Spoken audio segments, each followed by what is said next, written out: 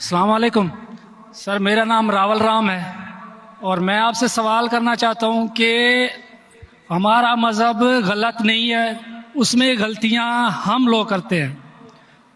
जना हराम है हमारे मज़हब में, शराब नोशी हराम है, जना हराम है, मतलब कि जैसे भी गलत काम सारे गलत उसमें भी लिखे हुए हैं और यही इस्लाम में भी हैं। ये दोनों जो है ना, मतलब कि कॉमन है इनमें, तो अच्छी बातें दोनों तरफ हैं और सिर्फ इस बुनियाद पर हमें दोज़ख में डाल दिया जाएगा कि हम सिर्फ कलमा नहीं पढ़ते। अदरवाइज हम लोगों में भी वही चीज़ें हैं, सिर्फ इबादत का तरीका और है।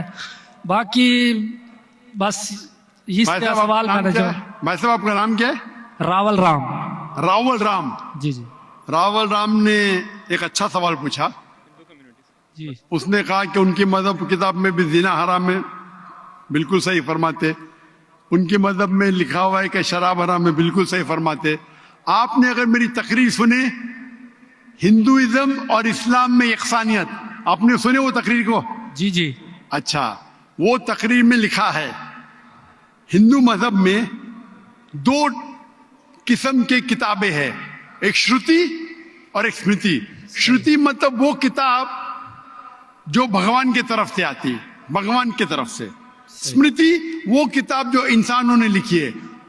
श्रुति में आता है वेद एंड उपनिषद, स्मृति में आता है महाभारत, रामायण, भगवत गीता, मनुस्मृति एटसेट्रा।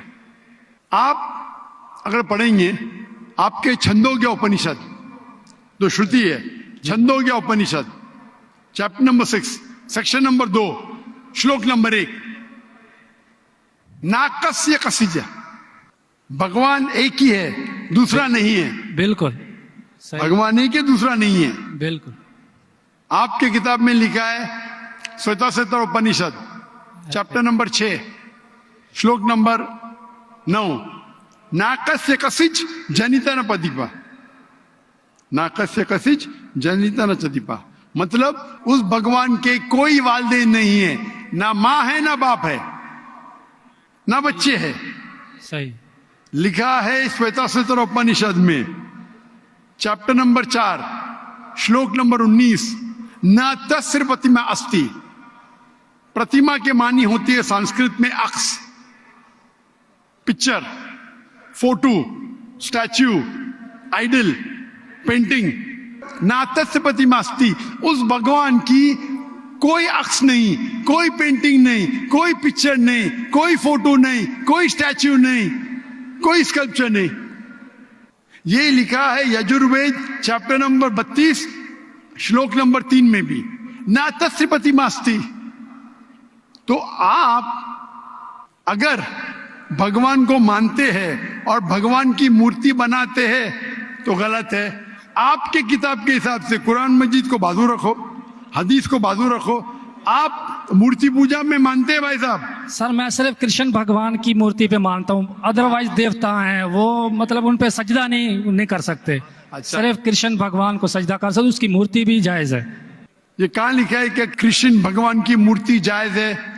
किधर लिखा है? वो सर मेरे हिसाब से वो खुदा है हमारा, इसलिए। बराबर, हमारे हिसाब से मैं भी अल्लाह में मानता हूँ, लेकिन अल्लाह की मूर्ति नहीं बना सके वो ही अल्लाह में मानता हूँ। अगर अल्लाह की मूर्ति बना सके तो वो अल्लाह ही नहीं है। वलम यकुल लहु कुफुवन अहद।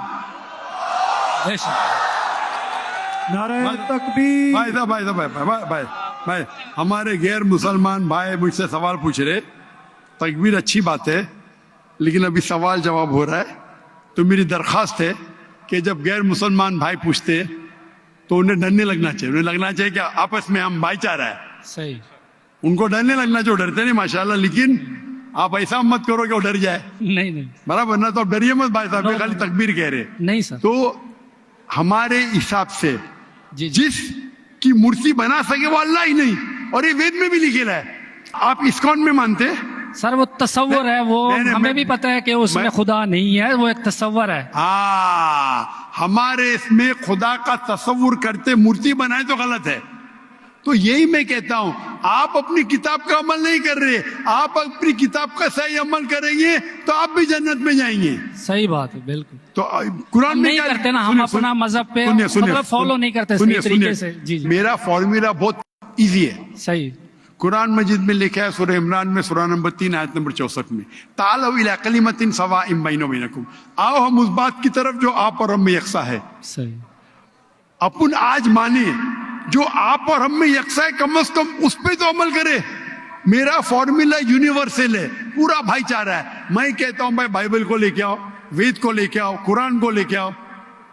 वेद काफी बड़ी है, जी जी। बाइबल कुरान से 3 गुना बड़ा है। हम आज वादा करें कि जो यकसा है कम से कम उस पे तो अमल करे। जो यकसा नहीं उसको साइड पे रखेंगे, कल बहस करेंगे। जो यकसा उस पे तो अमल करे। बाइबल में लिखा है, वेद में लिखा है, खुदा है कि खुदा का अक्स नहीं। अगर आप खुदा का अक्स बनाते तो आप वेद के खिलाफ जाते। सिर्फ कृष्ण का बनाओ तो भी गलत है। सर वो भगवत गीता में लिखा है इसलिए। आप भगवत गीता स्मृति है, भगवत गीता महाभारत का हिस्सा है, सही क्या नहीं? सही। तो महाभारत एक स्मृति है, स्मृति श्रुति के खिलाफ नहीं जा सकती है। अगर स्मृति और श्रुति में टकराव है तो हम श्रुति को मानेंगे, स्मृति को नहीं। वेद और उपनिषद सबसे ऊपर है। सही। तो आपका एक पीएचडी टीचर है, वो कुछ कहता है, और एक बैचलर है। आप पीएचडी वाले उस्ताद को मानेंगे या जो बैचलर की डिग्री वाले उस्ताद को मानेंगे? किसको मानेंगे? कौन से उस्ताद को मानेंगे? PhD sir. पीएचडी। तो आपका पीएचडी वेद है। सही।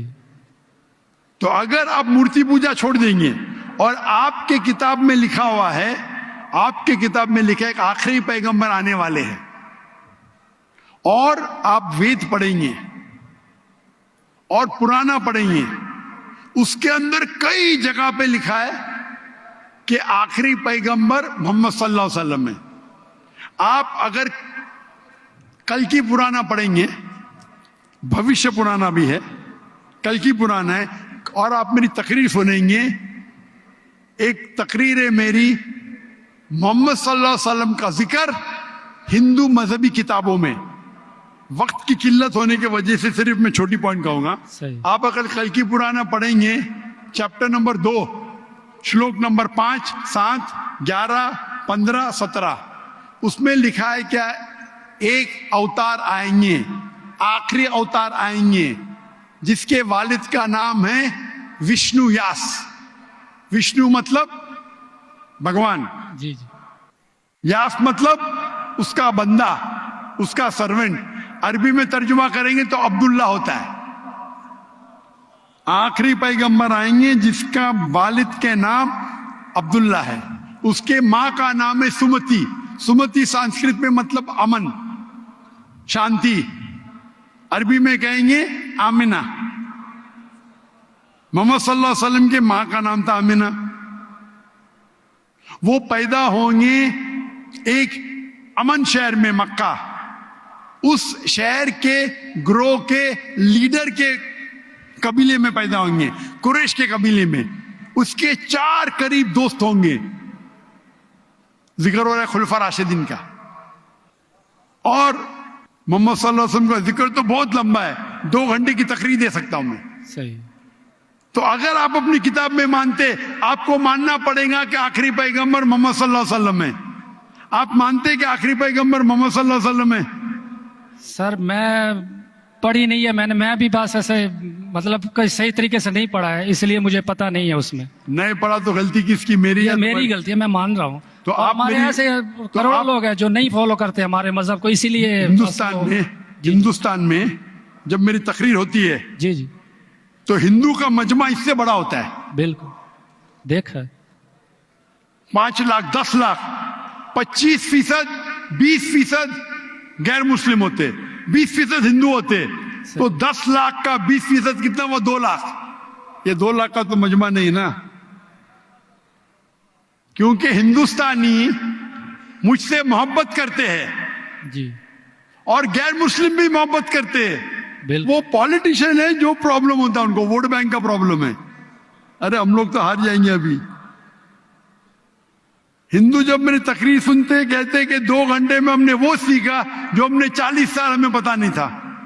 सही। अभी जो मैं हवाला दिया, रेफरेंस के साथ आपकी किताब का हवाला दिया, तो आप अगर सच्चे हिंदू है तो आपको मानना पड़ेगा कि एक भगवान है, उस भगवान की मूर्ति नहीं है, उसके आखिरी पैगंबर मोहम्मद सल्लल्लाहु अलैहि वसल्लम है। तो आप अपने किताब पे अमल करेंगे जी करूँगा। और जो चीज यकसा है कम से कम उस पर तो अमल करो।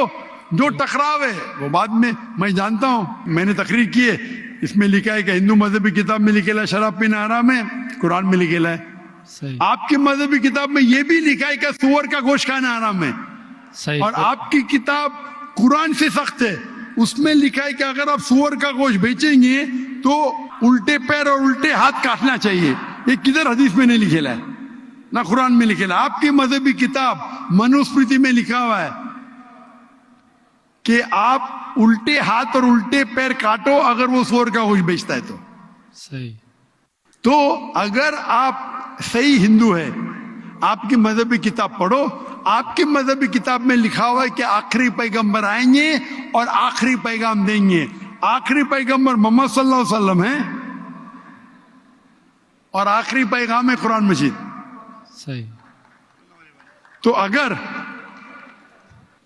आप सच्चे हिंदू हैं तो आपको कुरान मजीद और मोहम्मद सल्लल्लाहु अलैहि वसल्लम की बात मानना पड़ेगा। आप देखेंगे हिंदुस्तान में हजारों की तादाद में हिंदू इस्लाम कबूल किए।